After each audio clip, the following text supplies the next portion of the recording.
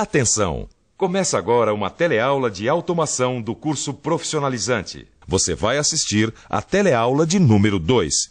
Bons estudos!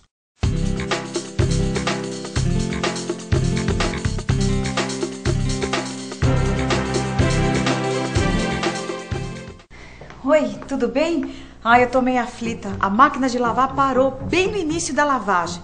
O fato é que a gente se acostuma bem quando pode ter uma máquina dessas. E quando ocorre uma falha? E aí?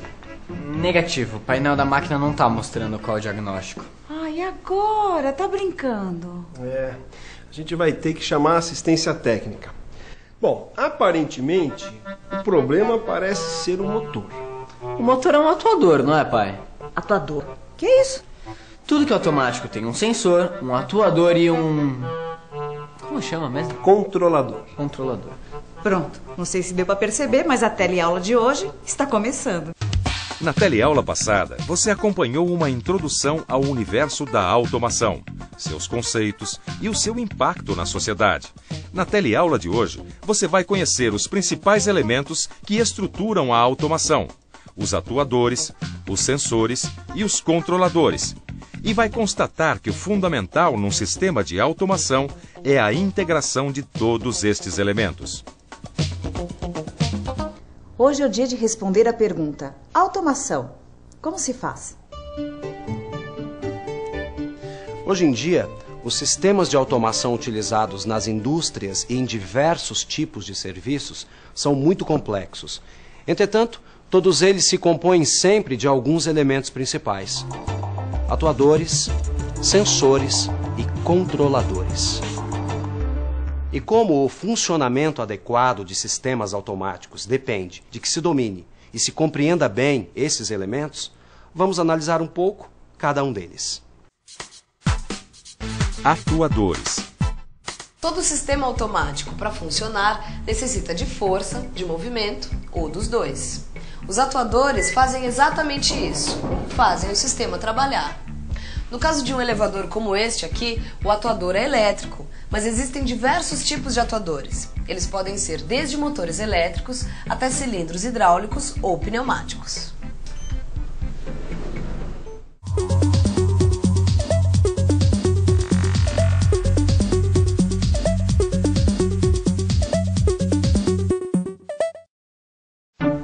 Oi, tudo bem? Hoje eu tô aqui nesse consultório de dentista. É que eu tô fazendo um tratamento e quero aproveitar a ocasião para mostrar como nós estamos cercados pela automação por todos os lados. A cadeira que a gente senta no consultório de dentista, por exemplo, ela precisa de um atuador para que possa ser ajeitada na melhor posição. Nesse caso, é um atuador elétrico.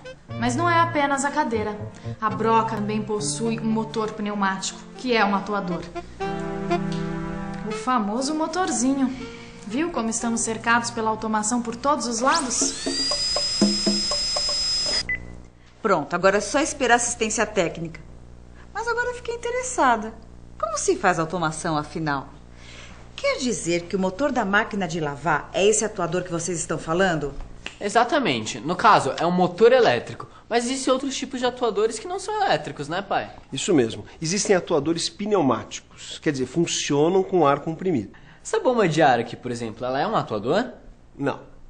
Os cilindros pneumáticos usados nas indústrias funcionam com ar entrando e gerando movimento e força. Essa sua bomba, que na verdade se chama compressor, ela gera ar comprimido que é usado no sistema pneumático. A utilização do ar como forma de transmissão de energia há muito tempo é usada pelos seres humanos. Os cilindros são elementos que exercem força e movimentos lineares por meio da pressão e vazão aplicadas no êmbolo. Para controlar a força, velocidade e direção de qualquer atuador, é necessário um sistema de válvulas pneumáticas. Além dos atuadores pneumáticos e elétricos, existem também os hidráulicos, como por exemplo os macacos hidráulicos. Mas agora vamos voltar a nossa atenção sobre outro elemento importante no sistema de automação. São os sensores. Bem, além dos atuadores que fazem o sistema trabalhar, existem também os sensores, que são importantes porque eles detectam como se fossem capazes de sentir uma propriedade particular do processo a ser controlado.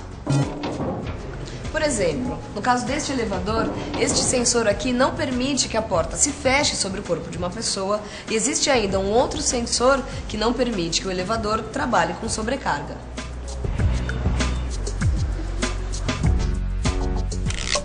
Os sensores são fundamentais em qualquer sistema de automação.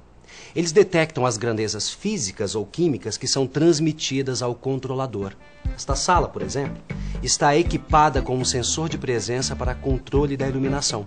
Toda vez que uma pessoa entra, as luzes se acendem. A sua bicicleta, por exemplo, ela tem um sensor que detecta a rotação das rodas. Esse sensor envia um sinal elétrico para o velocímetro que indica a velocidade, mas pode indicar outras coisas também, como distância percorrida, calorias queimadas, tempo de percurso. Quer dizer que a gente nem percebe, mas está cercada por atuadores, sensores. Claro, esses dispositivos fazem parte do nosso cotidiano.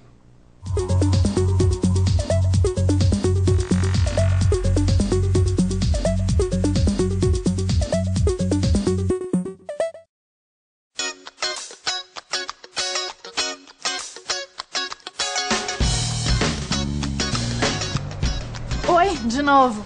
Existem mesmo muitos exemplos do uso de sensores no nosso dia a dia que muitas vezes nós nem percebemos. A porta do metrô, o ar-condicionado, sistemas de vigilância, tudo isso utiliza sensores. E eu tô aqui, nessa farmácia, pesquisando e mostrando para você como nós estamos cercados pela automação, por todos os lados. Uma balança como essa faz uso de uma célula de carga que transmite um sinal elétrico proporcional ao peso da pessoa para um indicador ou display que mostra a sua massa em quilograma. Esse sensor aqui não está muito bem calibrado, não. O sensor, dessa forma, detecta o valor de uma grandeza, seja física ou química, e transmite o sinal para o elemento que controla o sistema de automação. E aí surge justamente este terceiro elemento, que comanda o atuador, verifica o estado do processo pelos sensores e faz o sistema funcionar, o controlador. Vamos falar sobre ele. Controladores.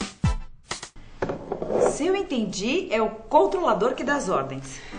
Esse é um modo de falar, mas pode-se dizer que o controlador tem a função do cérebro nesse esquema. Na máquina de lavar roupa, por exemplo, ele controla os ciclos da lavagem. Olha, aqui um exemplo manual. Para fazer o furo na parede, eu tenho que usar os meus sentidos, não é? Sim. Então, eu uso os meus olhos e o meu tato como sensores. O meu cérebro processa esses sinais e comanda a ação dos meus braços. Ou seja, o cérebro é o controlador. Claro que numa indústria esse sistema que foi manual é automatizado.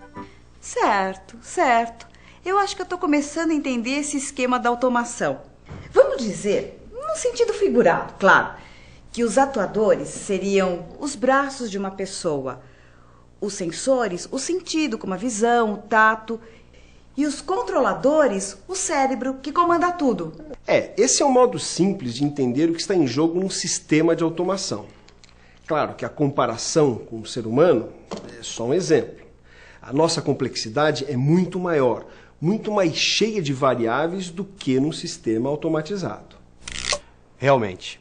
Podemos dizer que o controlador de um processo industrial funciona mesmo como um cérebro. Ele vai receber sinais de entrada por meio dos sensores e botoeiras. E após o processamento, o controlador emite sinais de saída para que os motores funcionem, para que os cilindros se movimentem ou mesmo para que sinalizem o estado da máquina. Tudo de acordo com a programação que define a sequência de funcionamento do processo.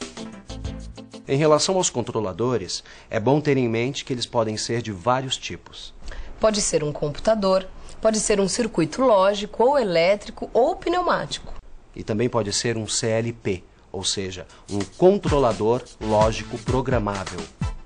O CLP, ou Controlador Lógico Programável, é uma espécie de computador para uso industrial. Como o próprio nome sugere, trata-se de um sistema com memória programável. para armazenamento e execução de instruções de controle industrial para ser aplicado em diversos tipos de processos. Ele lê as entradas, executa o programa e comanda as saídas, controlando assim o processo de forma cíclica.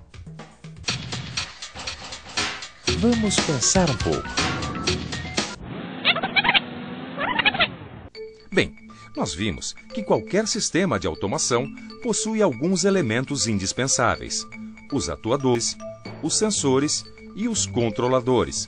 São esses dispositivos que fazem o sistema funcionar, e eles podem tanto estar numa mesma máquina como separados fisicamente. Mas o mais importante mesmo é a integração entre eles, o trabalho que realizam em conjunto para que tudo funcione bem. É isso aí. É assim que são feitas as automações. A maioria dos sistemas de automação utilizados, por exemplo, na indústria automobilística, na indústria petroquímica, nos supermercados e em outros serviços, é extremamente complexa. No seu livro de estudos, você vai ver com detalhes as diversas formas de automação industrial, como os diversos controles, a entrada e a saída dos sinais nos controladores e muito mais. Agora, eu acho bom a gente dar uma revisada nesse assunto.